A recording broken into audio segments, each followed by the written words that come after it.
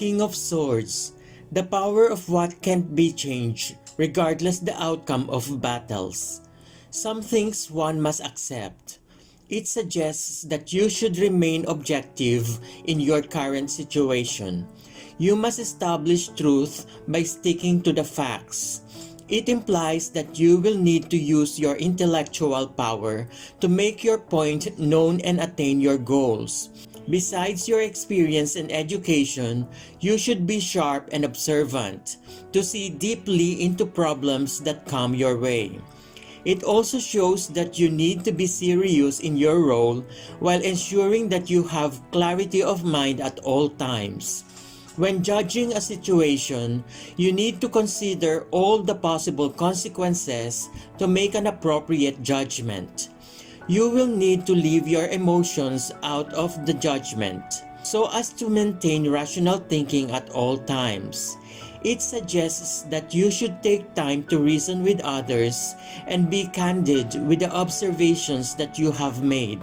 As far as your personal life goes, it urges you to use your intellect and logic to maneuver the path that lies ahead.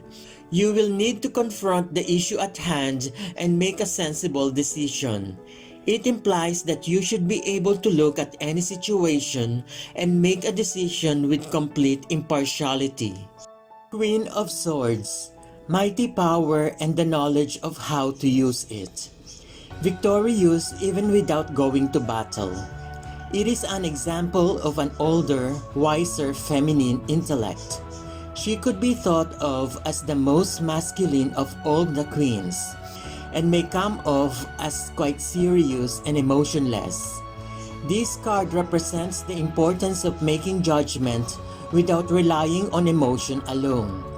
It encourages you to look at all the facts before making a decision. This queen does have compassion, which is why she has her hand reaching outwards in offering. But she wants to connect to people using an understanding that is intellectual. This also means that you will need to become independent with your judgments. You must rely on the unbiased intelligence, which has you researching alternative viewpoints and thinking carefully on your decision. Compassion and empathy in these cases can distract you from your task, so try to keep a strong objective view while avoiding getting emotions involved. This can also be about the way that we speak with others. This queen has the ability to tell people the way it is. This allows her to get her point across, so there is no confusion about what is being said. Above all, truth is important to her, so she feels no need to soften her comments, thoughts, or opinions. She also expects the same frankness from other people. So this means that you need to be clear with everything that is being said, even if it may hurt. Knight of Swords, charging right ahead whether that is wise or not. That is the spirit by which many battles are won and lost.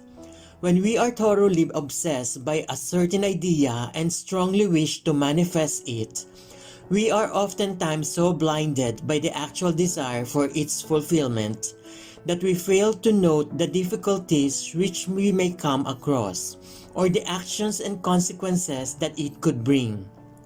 The Knight of Swords is a very powerful figure that is full of life as well as energy.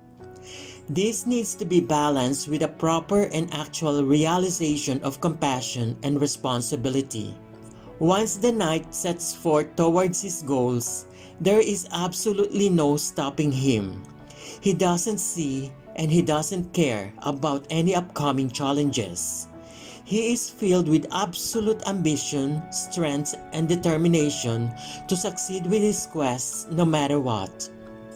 However, this determination could also blind him to see the potential consequences of his actions on others as he makes his way to success. He may charge forth into a very dangerous territory without preparation or actual foresight, and this could lead him to great danger. Page of Swords. Bravery to the point of being careless, but there is so much more to win than to lose. Bright and alert, the Page of Swords is someone who never seems to run out of ideas. She is curious, always asking questions, and gifted with a sharp tongue and quick wit to match. Her natural ability for language also makes her an incredible communicator, and with her love of ideas, you may find her always engaged in some passionate debate. She seems to prosper on almost a kind of nervous energy, as if there was too much inside her to say, the wheels in her head always turning. As a news bearer, she may bring news, particularly gossip, legal matters, or agreements. Alternatively, you may find yourself required to use her energy. Be alert, keep your eyes open, and stay sharp and vigilant. This card may indicate that you are very eager to execute an idea that you have been having or a project that you cooked up just recently. You are quite passionate about it and you cannot wait to share the progress with others. Compared to your passionate heart, time seems to be standing still. It is time to be talkative. When a Page of Swords appears in a reading, it signifies communication and sharing of ideas. Whether it is someone else's ideas or yours, it is time to open up and talk about them as long as it is constructive. Ace of Swords. This is an exclamation mark here for the principle of serious action. There is approaching need of it. Do something. As with all the aces, the Ace of Swords indicates that one is about to experience a moment of important discovery. With its sharp blade and representing the power of the intellect, this sword has the ability to cut through deception and find truth. In layman's terms, this card represents that moment in which one can see the world from a new point of view, as a place that is filled with nothing but new possibilities. It is therefore the best time to work on your goals, as all the aces give green lights and are signals of waiting opportunities and new beginnings. It might also be a good time for you to seek justice and the truth in all matters, since your conscience is clear and your thoughts are happening quickly. If you rise to the occasion, your sharpness and clarity in thought will be rewarded. When we look at the swords closely and see its double edge, we are also reminded that this sword may be either used for righteous deeds or to deal destruction. It all depends on the person and is a warning too that excessive power holds the danger to corrupt.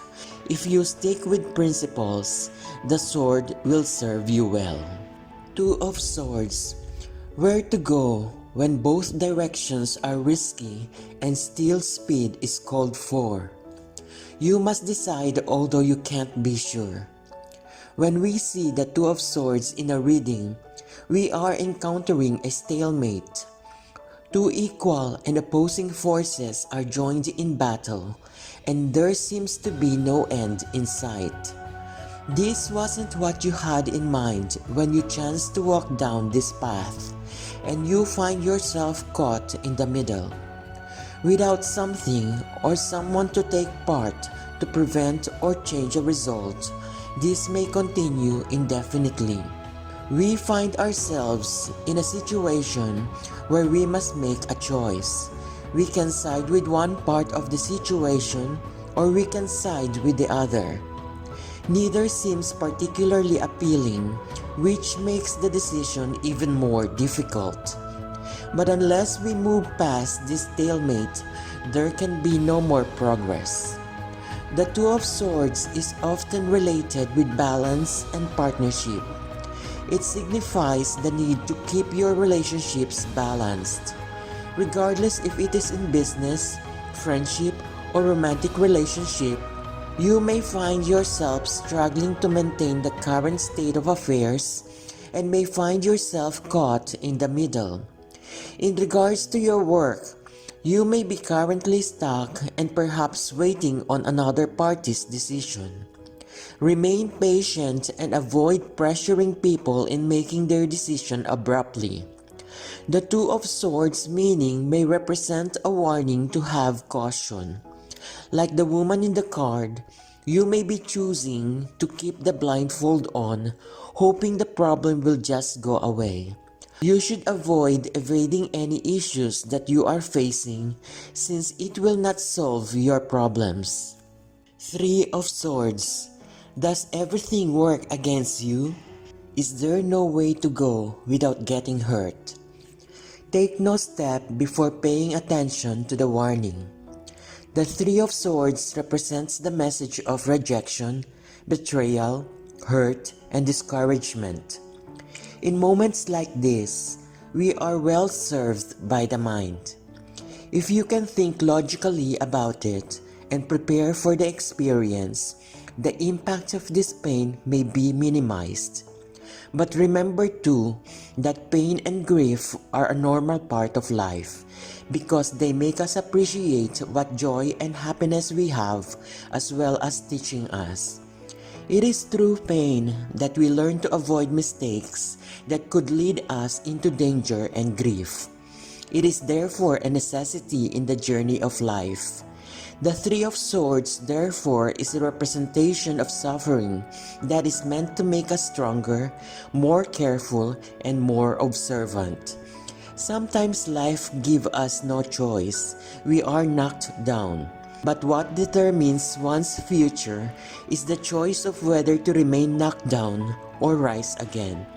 Each little piece of suffering you encounter serves as a stepping stone to find a deeper meaning in this world. This card comes at a time when you need to prepare yourself for this next stage in life. While the grief may be extremely hurtful, it enables you to forget your past and focus on your future, knowing that you have control of what actions you take afterwards. Do not think, speak, or write so much on what is troubling you, but instead, focus on what is approaching because you determine your destiny. Four of Swords. Not every hero won the battle, but it is still heroic. Treasure how your action will be remembered. After the time of chaos, anger and pain represented in the Three of Swords, the Four of Swords can signal that it is time to retreat. The Four of Swords is a moment of rest. Whether this is from a choice to withdraw or whether it is from pure exhaustion, it is not clear. We are still weak from the wounds that were inflicted, and the battle weapons still hung above us as a very serious reminder of what was lost. In order to continue and re-emerge in your daily life, you must take the time now to take a breather. There is always the unclear fear that something more is bound to happen again, and it is advisable that you take all chances to rest. You need to gain strength and clarity in a quiet environment away from your current circumstances. It is time to reevaluate, organize, and understand your priorities. This helps to rejuvenate one's spirit and you come out stronger than before. The Four of Swords indicates that it is time to gather new strength and prepare to face a new challenge. You have faced crisis after crisis and it is exhausting you. You can face a new challenge only after getting away from everything and embracing a new atmosphere. Take the time to nurture yourself to re-enter life. Within us glimmers hope, and it lies quietly, waiting to reveal itself after we are healed again. Five of Swords. Betrayal when the battle is over. Time to ask what the battle was really for.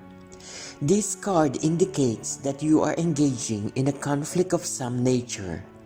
It can also suggest a disagreement with others, which leads to hostility and tension. Despite the fact that you think you've won, you might still lose in the big picture because you have annoyed or hurt those that you have argued with. And as a result, you are on the road to isolating yourself. Perhaps at the moment, you believed that it was more important to be right rather than appreciate and understand where the other side was coming from. Right now, it is important to attempt to pick up the pieces. You still have the chance to act while the conflict is still fresh. You may feel as if everyone and everything is against you. You might also lose some friends along the way. This is why you will need to make a significant decision about your point of view. What is more important to you, mutual progress or winning? This might require you to stand up to a conflict within yourself.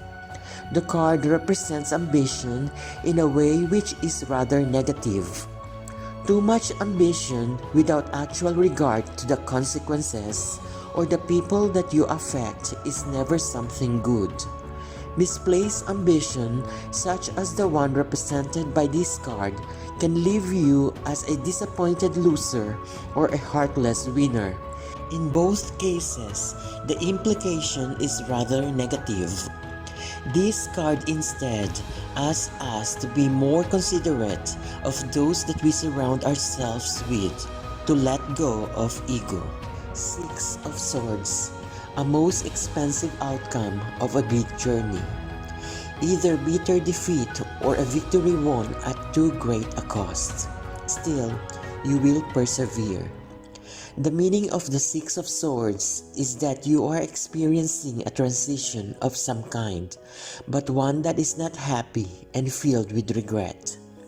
This transition will most likely be the result of decisions you made in the past, and now they are forcing you to leave something behind in order to move forward. Despite your sadness, you need to remember that moving on is the ideal option for your future. Life is filled with moments when you are going to be forced into letting go of things that you have become attached to. This will be challenging.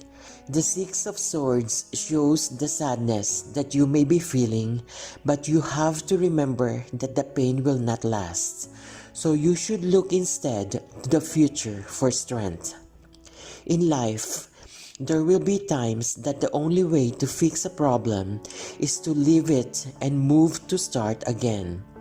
You may feel like this is the coward's way out, but escape is the only approach that is left when you have tried all other methods.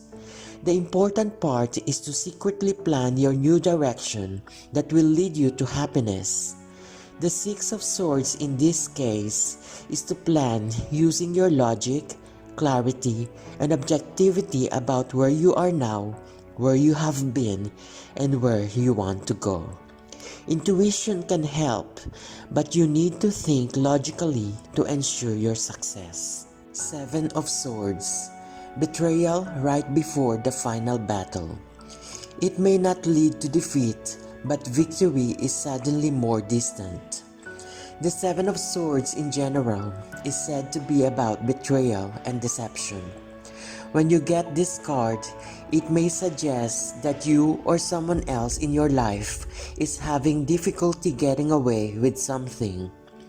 There are instances when we are forced to be deceitful, hoping that we will not be discovered. When we are found out, we have to face the consequences, whether it is embarrassment, punishment, or worse. Sometimes this happens when there are instances when you had to make a quick decision and did something that was somewhat rude or out of character. Now there is a danger of the secret coming out. You may be tempted to disappear from somewhere, indicating a situation that is no longer working as expected. Instead of dealing with it, you choose to leave and hope that you will go unnoticed. Perhaps you were hoping that this issue would just resolve itself over time and you've neglected it, leaving it to only grow and get worse. The big question when looking at the Seven of Swords is whether escaping will solve this problem that you are facing. While you might be thinking that you have gotten away, you discover that the situation has cornered you and you are found out as you are trying to escape. There are instances when the Seven of Swords may indicate the willingness to go solo.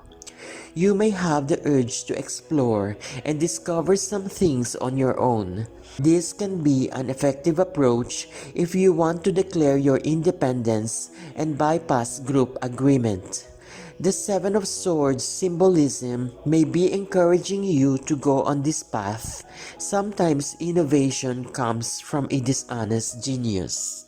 Eight of Swords, helplessly in the hands of others who seem to show little compassion. Cause for anxiety but not panic. The general meaning in the Eight of Swords is that of a feeling of being trapped and victimized. You may feel powerless because in your mind, you feel that changing the situation might be beyond you.